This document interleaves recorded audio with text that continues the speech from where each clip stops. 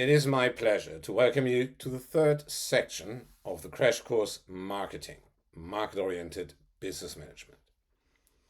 The third section is on the level of strategic marketing, and here we're dealing with a very traditional approach, analyzing and planning business units. If it is about business units or strategic business units, probably it's a good idea that I tell you what a business unit is. A business unit is rather independent, at least to a certain degree, from the rest of the company. That means it can be planned, operated, managed quite independently. For the real world, what makes it easier is probably think of a business unit as a company within a company. Thus, this business unit has its own customers with their specific needs and wants. It normally has its own solution, functional technological solution, to cater these needs and wants, and a specific set of competitors. When you are a business unit manager, you should not only look at the current markets you're operating in. Everything in this world comes to an end, and therefore, as you would like to keep your job, it is a very good idea to look at potential markets. How can your business unit develop to stay alive? Defining your business unit, you have two approaches. You base it on your product, meaning a technological or functional solution, or you base your definition on the market. Probably this comes not as a surprise to you if you have watched the previous section of this course, that I highly recommend use a market-oriented approach to defining and later managing your business. This is what I would like to make clear in more detail using an example. Again, you can define your business unit coming from the needs and wants of your customers or coming from the technological functional solution. And here is the example. Let's start at the bottom. If you're starting with a product definition, and we're in the realm of transportation, centuries ago, the solution, the functional technological solution, was using horse and carriage. Then comes the railroad, then automobile, and nowadays, thanks to the likes of EasyJet, Ryanair, we can even fly cheaper than taking the train. So, if we were back then saying, centuries ago, we're the best producer of horse and carriage solutions, you would be at some point out of business. Perhaps today you can deliver His Majesty the King, but that might be it.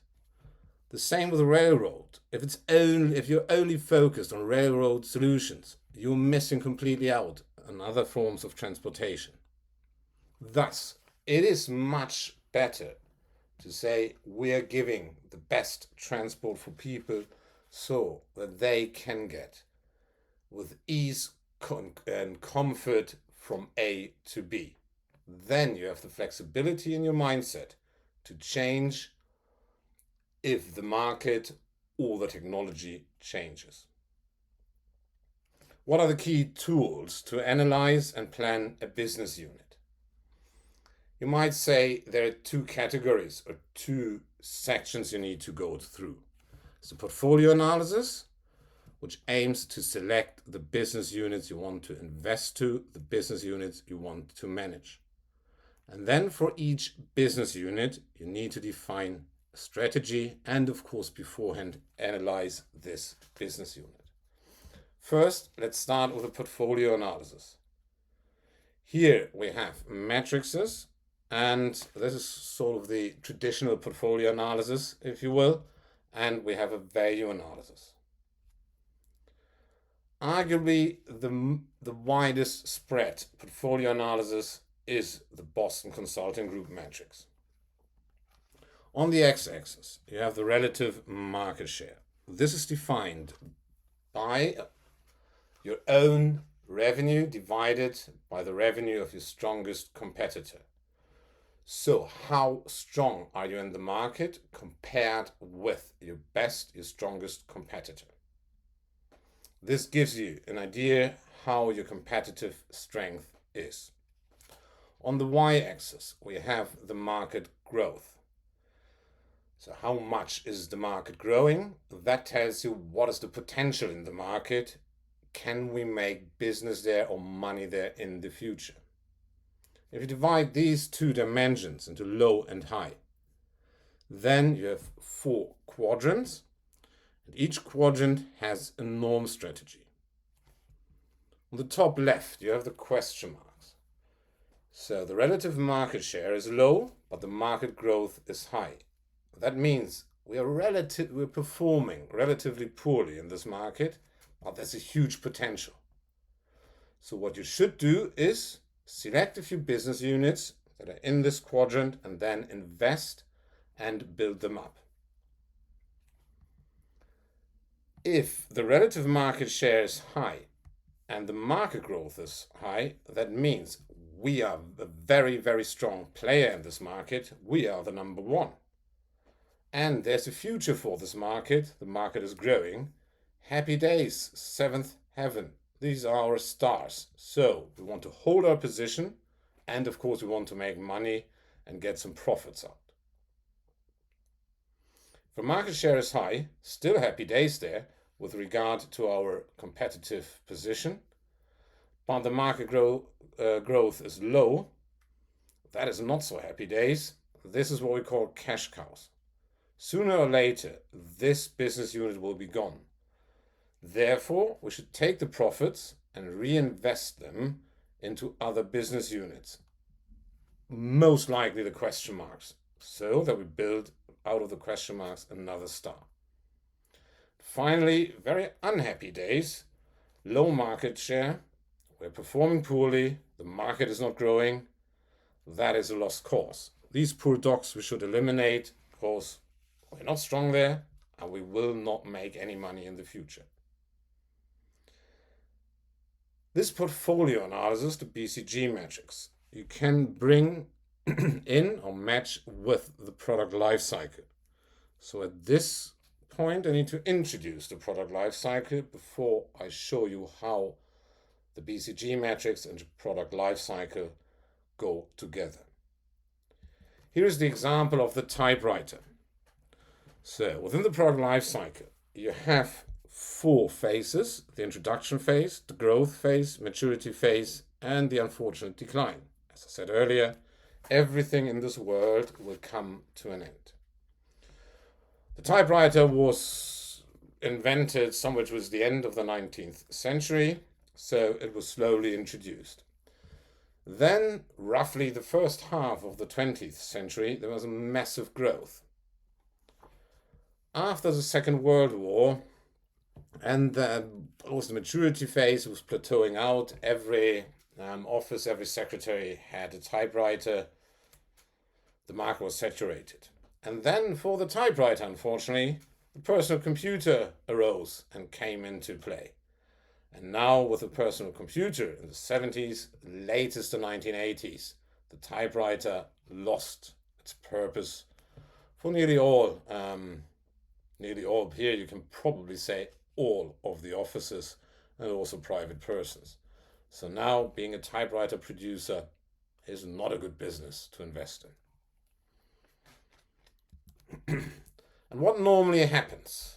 Question marks are in the introduction phase of the product life cycle. We develop these business units, they grow, and it's the stars then, and we're happy days. As everything comes to an end, we are in a plateau phase, the cash cows. We get the money out, invest the money in other business units and other question marks, and then at some point our business declines. It is the poor dogs, and we have to get rid of this business and divest. If the Boston Consulting Group has a metrics out, another consultancy can't stay long behind, and that is the McKinsey matrix. It follows the same principle. But here you do not use just 2 indicators like in the Boston Consulting Group matrix, which were relative market share and market growth. Here you have the industry attractiveness and the business position. Again, how good is the market, how attractive is the market, and how strong are we? And you use several indicators that you have to come up with on your own. And again, we want to be in the top right area so that we have a very attractive industry, and in this industry, we're in a strong business position. So everything that's in the middle, you need to select and then get rid of the business units or just do not invest. And in some, you need to invest to bring them up to from the middle to the top right and the bottom left. You do not want to be. Such portfolio analysis, they're absolutely great. They give you a very simple, and simple is not a bad thing, simple overview, and you have a very good understanding how are my business units performing. But simple also means very much simplified. That means you definitely have to look deeper into each business unit. And there, the financial analysis, the value analysis comes into play. So, for each business unit we could invest in, or we're just managing, we need to make a decision if we want to keep it or not. We have to determine the financial value. And we select those business units which have the highest positive financial value. Standard here is the net present value. In its core, it means you sum up all of the profit we make over time. If this is positive, happy days, go for it. If it's negative, you don't go for it. Anyway, let me go deeper into this equation. The net present value is the initial investments you have to make. If you start a new business, you have research and development cost, you have market introduction cost. So that is first all the investments we have to make now to get our business running. So therefore, there's a minus before the investment. That goes out of the window, this money. Not out of the window, hopefully it's good, it's a good investment. And then for the future years, we look what our revenue, try to predict this, and what will be the cost. And for each future year, we calculate revenue minus cost, which is profit. And if you've watched the first video of this course, you might remember that profit equals revenue minus cost is the central equation of all of business administration. So we have the profit for each year to come. But we have to discount this profit, and that is 1 plus I to the power of t. T is the time, I is the interest. And you can explain this discounting with two approaches. The value of money decreases over time. If you could buy a house for £300,000 20 years ago, now it probably costs you significantly more, especially if you're living in some affluent area in London. Then you will pay 600,000-700,000 or even more. So money loses its value over time. That means profits that we make in 2 years, 3 years, 10 years time, they have not the same value as they have today. On the other hand, you can see this with opportunity costs. I do not need to invest in this business. I can also put my money to the bank with a virtually absolutely secure interest rate. And therefore, because of these two perspectives or aspects, you need to discount your future revenue. In the end, you have your profits, your discounted profits in the future from year 1, year 2, year 3, year 4, and so forth, minus the initial investment, and that's your net present value. If that's positive, happy days, go for it. If it's negative, don't go for it. That also means that this analysis is only as good as your predictions of your revenue and cost. Furthermore, you should probably look at synergy effects. You might have economies of scale that if you add another business, you can utilize other production factors. For instance, you have a huge factory hall, but you only use 50% of this. The other 50% are empty. That's dead capital. And there's nothing produced. If you put in the other half of your factory hall, you put some new business in, these two new businesses will share the fixed cost. This simplified example hopefully gives you an idea. There might be synergy effects you should look at. As a rule of thumb from the practice, you can't predict the future in 1,000 years. You can't predict the future with certainty at all. Well, this is we're trying to get a better understanding. However, lots of companies say we're looking for 10 years. What comes afterwards, that is everyone's guess. So, rule of thumb, plan for 10 years. Now, after you have selected your business units you want to invest and you want to manage, then you need to go into your business units. You have different approaches, and I will introduce you to the SWOT analysis, the mission statement and business objectives, and then quite a few strategic frameworks that you can use to analyze and plan the strategy for your business unit. Let's start with the SWOT analysis.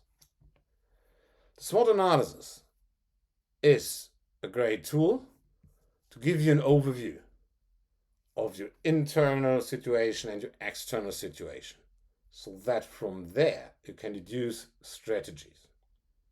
SWOT stands for strength, weaknesses, opportunities, and threats. Your internal perspective, looking inside the company or your business unit, is your strength, where are we good at, and your weaknesses, where are we not so good at. The external perspective looks at the opportunities in the market and the threats that might come up. I would like to warn you here. The SWOT analysis is great to get an overview, but it has inherent weaknesses, and that is a lack of discrimination between the internal and external perspective, but also between the perspectives on one level. And I have not seen a SWOT analysis that's absolutely clear cut. It's just changing a bit of the wording. A strength becomes an opportunity and a weakness becomes a threat, and vice versa. But let me exemplify this with a simplified example using an established fast food chain, something like McDonald's, Burger King, Kentucky Fried Chicken or so. So what are the strengths? The strength is super strong in the hearts and minds, solidly embedded fast food image. Go into one of these chains, it's fun, they have tasty burgers, the family can come with me. Very strong image, it's a strength. They have a standardized market presence with their product. So it doesn't matter where I am, it doesn't matter in the world where I go there, I know what I get. And the chains are very strong with their bargaining power towards the suppliers. They're giants. And the supplier who delivers the meat or so, they have to go with what the fast food chains tell them. Now we have the strong image. That is not only strength, that is also weakness. So, I don't know, since 20 years roughly, we come up with the idea that healthy living is a good idea. So the fast food image is also weakness, because burgers, chips, and all these things are not associated with a healthy lifestyle. So the strong fast food image with the perception of unhealthy products might be a problem. And the standardization, on one hand it's a strength, on the other hand is a weakness, as I know these change, localize or adapt to specific needs in the market, but not to a high degree. So I don't get my local stuff there. My preference is referring to my background. That might be a weakness. The opportunities. We should build on our strong brand image. Again, strength, strong image, opportunities, again, a strong image. We might include healthy food options. And we might include the value chain, as we're so strong with regard to our suppliers. The threat is the healthy food trend. Again, it's a weakness and a threat, if you will. And if the preferences of the customers of our target group grow more and more localized, we might have a problem. So I hope this example can show you the strengths and weaknesses of the SWOT analysis. You can get a very good overview, but you can't really distinguish. It's not clear cut between the quadrants. My advice for practice is, if you use a SWOT analysis, only use it to get an overview. But then if you go deeper, revert to other tools.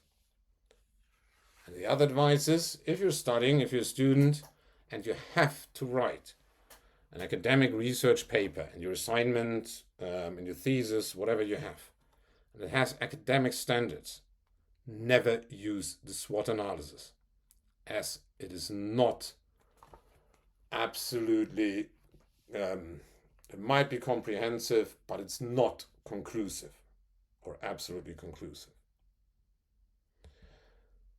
Coming to the next point, the mission statement and the business objectives. So, what is a mission statement?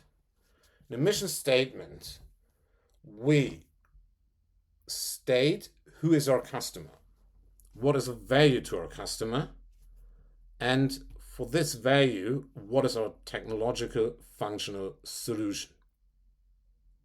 Furthermore, we do not only look at the current situation, one might say this is the mission statement, we also take a peek in the future.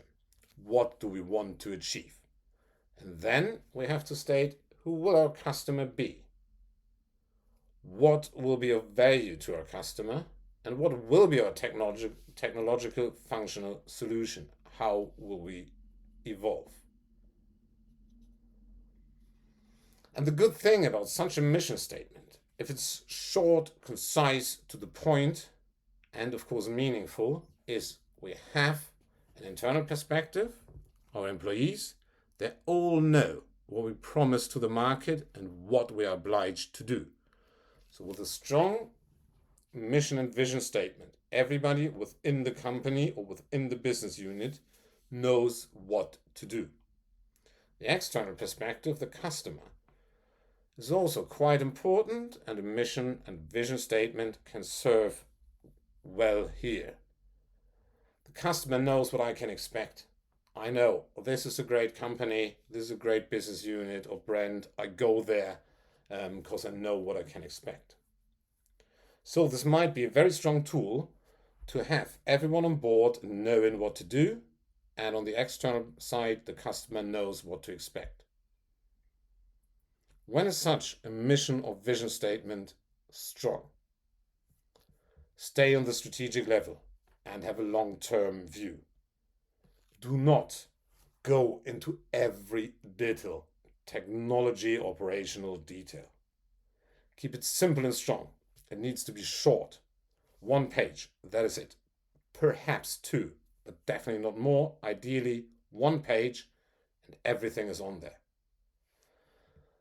Don't have thousands of objectives. It will not work.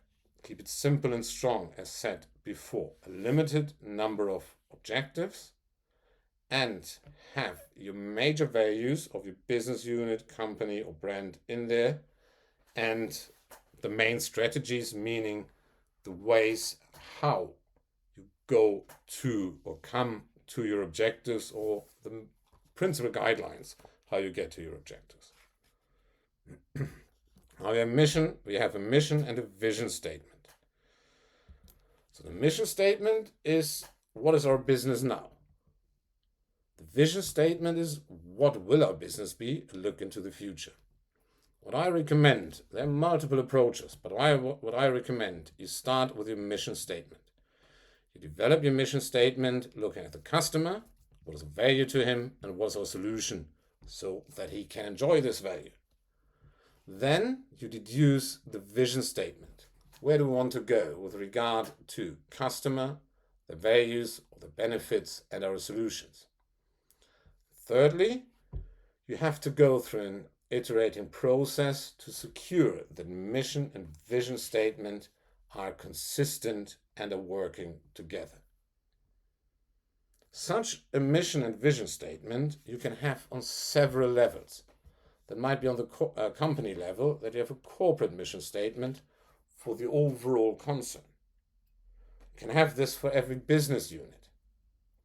And finally, you can even have this for brands. Then normally it's called a brand statement.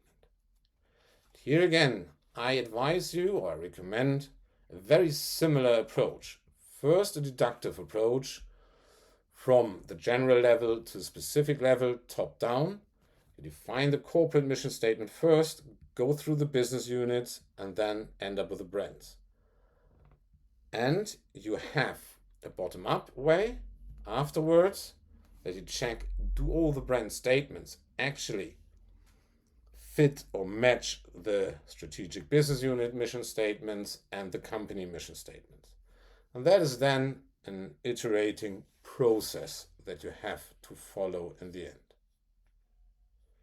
Now, after telling you about mission and vision statement, let's come to a very closely related construct. That's the business objectives. And you definitely need to have objectives not only in business but also in life. Probably this is why you're watching this course, because you want to be better in marketing. So what we have is our economic goals, market goals, and our organizational goals. That is a way to cluster or classify these goals. Our economic goals, first and foremost, profitability. Once again, I said this during this section. Our aim as business managers is to sustainably maximize profits. So we look at our profit, that means we need to look at our revenue and cost. To reach our profits, we have to achieve market goals. And if you watched the previous sections of this course, you know I will recommend the 4 steps of the buying process: awareness, image, sales, loyalty. How many people know our brand or a business unit? How many like it? How many are customers? And how many are loyal customers? These are the goals that we must achieve so that we can turn revenue and in the end a profit.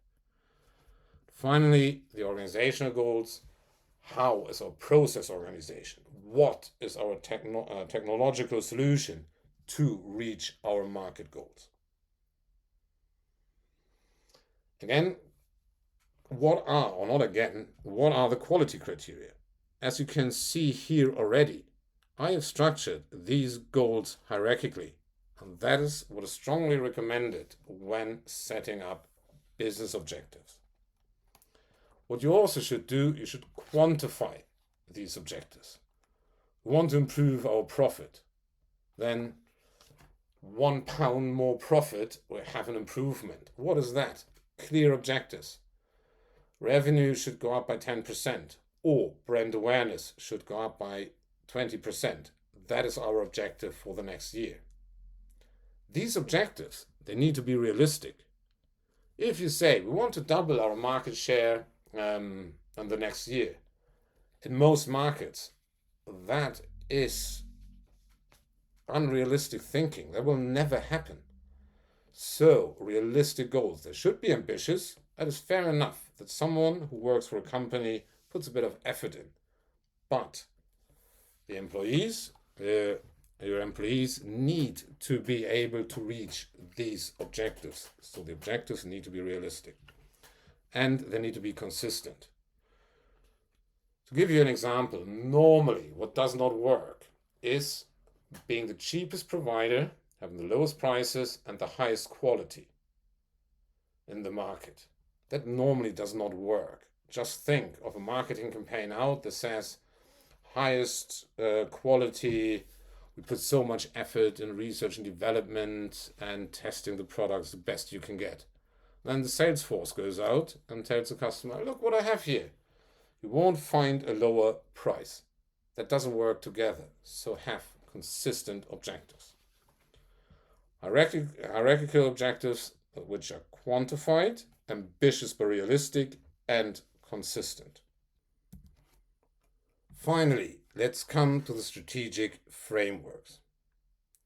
I'll introduce you to Porter's 5 forces, Porter's generic strategies, intensive growth strategies and diversification, integrative growth strategies, and strategic alliances. Before I do this, I would like to tell you what is a strategy. A strategy is always directed towards the goals. This is why the strategic goals we were just dealing with are so important.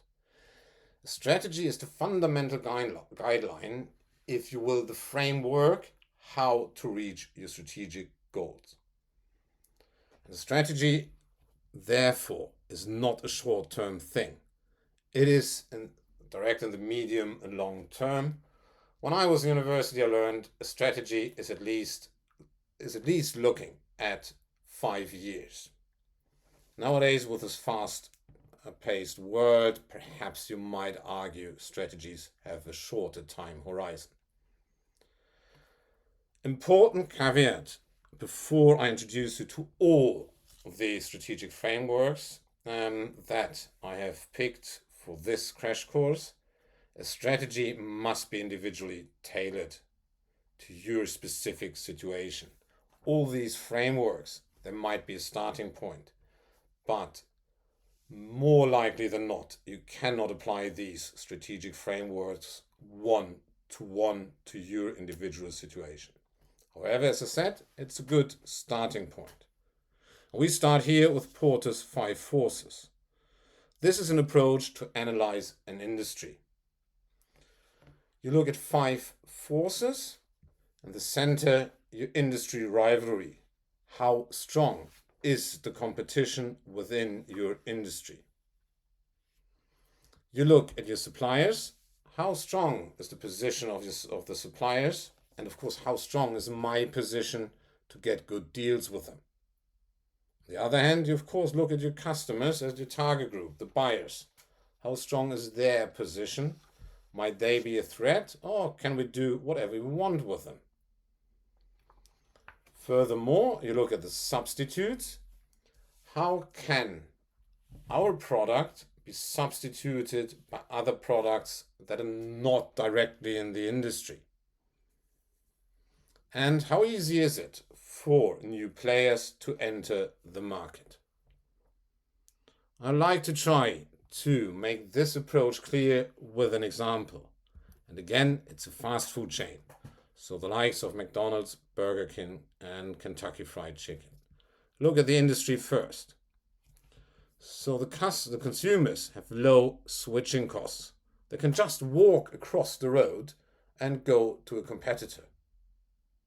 Furthermore, it's a very aggressive market. Our competitors are very aggressively out. Therefore, industry rivalry, not happy days, it's a very strong force. Whereas more of happy days is the suppliers. We are a giant as an established fast food chain, and we can sort of dictate our suppliers what quality we want to have and what price we want to have. So here, happy days, the suppliers are a very weak force. On the other hand, the buyers are a strong force. Mentioned before the low switching cost. If they are not satisfied with our services and our products, they just go across the road and go to a competitor. And there are a lot of competitors. The substitutes, it's also a strong force. Of course, there are lots of alternative food and beverage providers. And depends how far you go. You can also take processed food within this. You have lots of coffee shops and so forth. The customers can choose from a wide variety of substitutes. The moderate force is the new entrant. The consumers can easily switch. However, to develop a brand that is strongly established is very cost effective and is very cost intensive and also financially very intensive. You have to invest quite a bit. So it is not a major force. Porter's 5 forces, they help you to understand your industry, and you might derive strategies from this.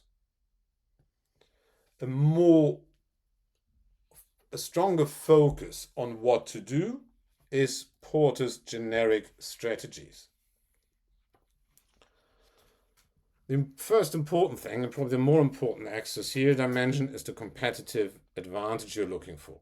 Are you looking for a low-cost provider, to be a low-cost provider, or are you looking for quality, to have a unique product?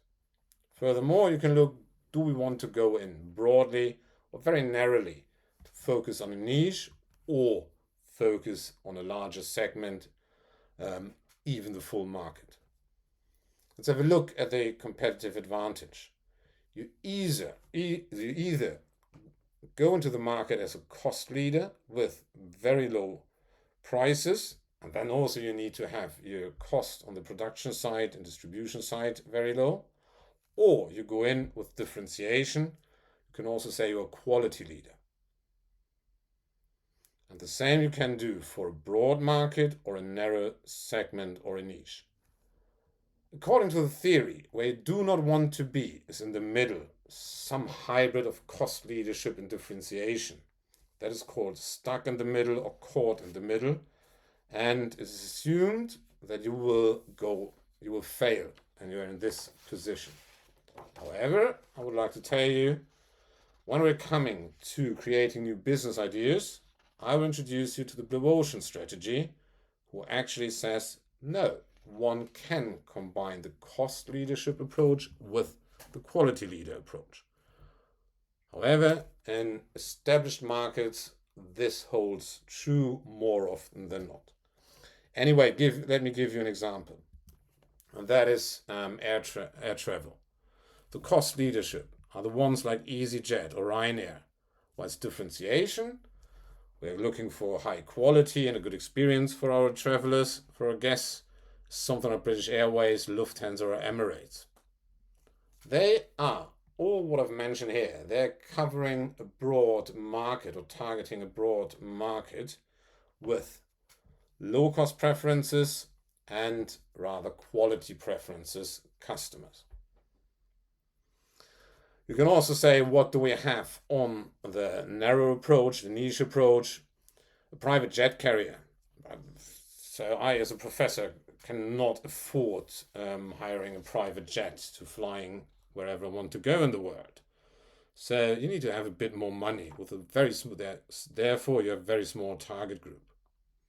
Or low cost focus, for instance, you have a hobby pilot who just flying from London to Manchester or wherever in the UK, and he says, all right, I have in my fun flight, who wants to join me for 20 quid? That will be a low cost focus strategy. Let's move on to the growth strategies. And here you have Ansof's product market expansion grid. You look at your products. Are you working with your current products, or are you developing and introducing new products? You look at your markets. Are you working with your current markets, or are you developing and cultivating new markets? And then with these combinations, you have a market penetration strategy, current products, current markets.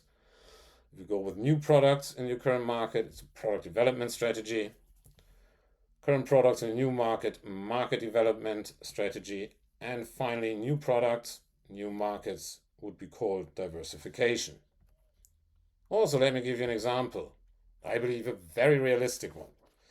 So let's assume we have a British fast food chain that offers all the good stuff, burgers, and especially full English breakfast, which is the best food in the world. And what options do they have? The current products and current markets, an example for this is we're just intensifying our advertising campaign. We have Stiller burgers or full English, and we're trying to get this in Britain. Now we discover, there's also this vegetarian, vegan trend and all these things. Why not offering such burgers? So we develop a new product and have a veggie burger.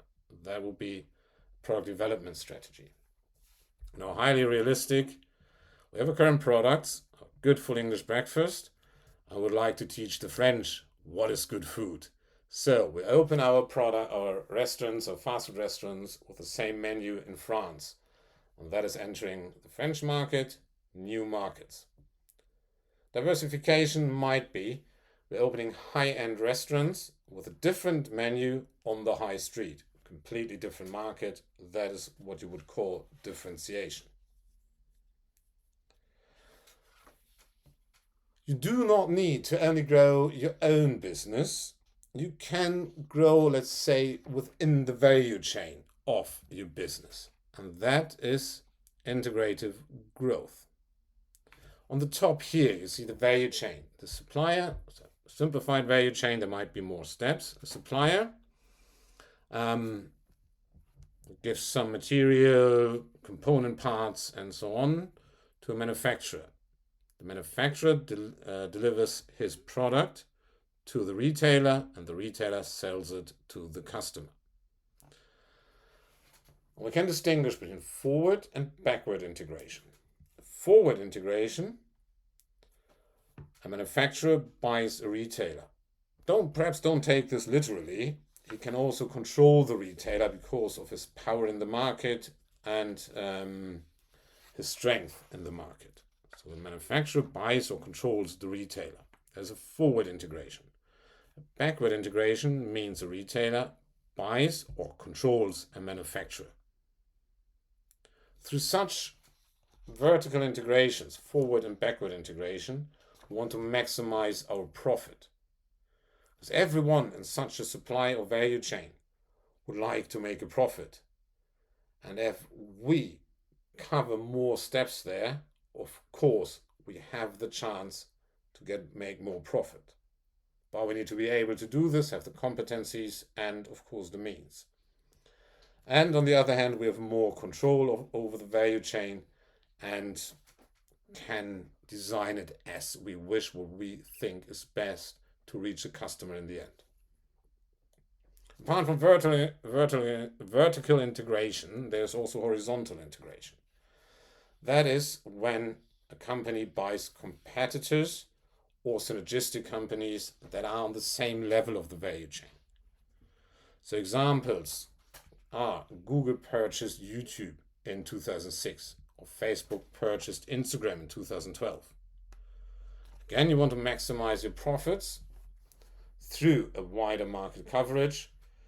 And what most of them deny, I think Mark Zuckerberg of Facebook just denied this, eliminating competitors. I don't know. It actually is a lovely side effect for lots of companies, I believe.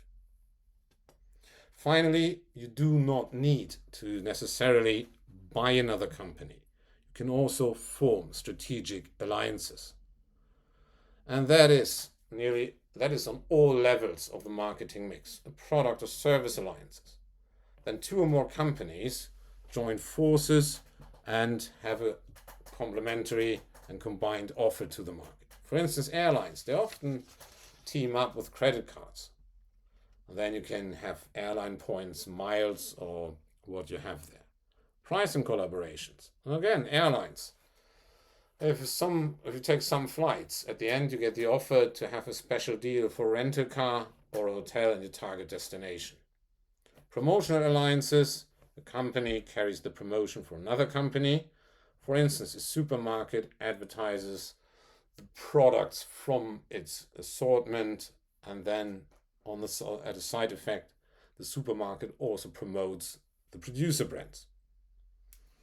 Logistic corporations, example from recent times, especially after the during and after the COVID-19 pandemic, restaurants and food delivery services team up.